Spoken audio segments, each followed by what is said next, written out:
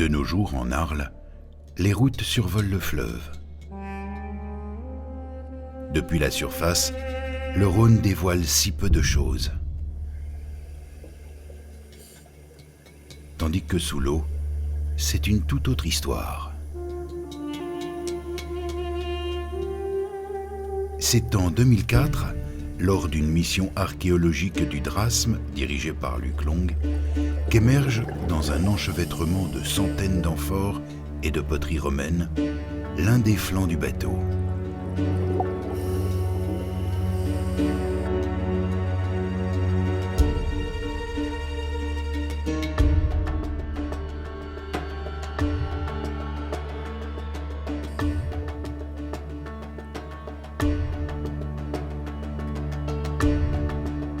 Nul ne savait qu'on venait de découvrir l'une des embarcations les mieux conservées pour l'époque romaine. L'épave, conservée depuis près de 2000 ans dans les sédiments du fleuve, est en parfait état de conservation avec son mobilier de bord et sa cargaison constituée de blocs de pierre calcaire.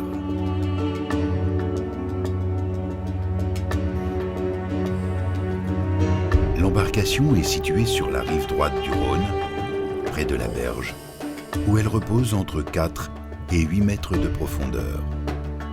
Plusieurs sondages, fouilles et expertises permettent aux archéologues d'en apprendre davantage. Les études préliminaires montrent que cette épave correspond à un bateau à fond plat, appelé chaland, de 31 mètres de long, une sorte de péniche.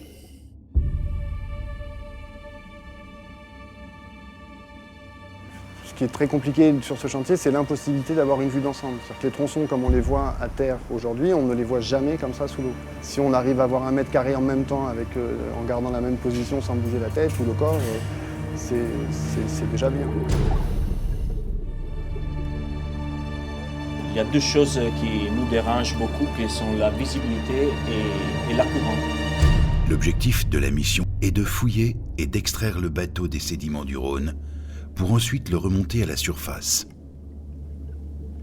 Tout un système doit être entièrement imaginé pour parvenir à sortir le chaland. Des équipes composées d'archéologues et de scaphandriers ont été mobilisées par le Conseil général des Bouches-du-Rhône et le musée départemental Arles Antiques. La difficulté du projet pour nous, ça a été de bâtir un projet et sans pouvoir se reposer sur des expériences passées, c'est-à-dire essayer de trouver d'autres chantiers similaires.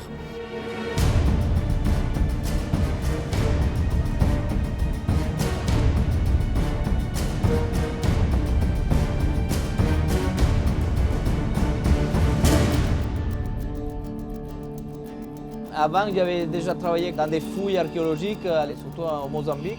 C'est l'héritage aux générations futures, en fait. Ok, bien reçu. Ok, on peut libérer la llave, il n'y a pas de souci. L'histoire qui est prise dans ce chantier, c'est exceptionnel. C'est une aventure incroyable déjà de passer plus de 6 mois sur un chantier avec les pressions, les doutes.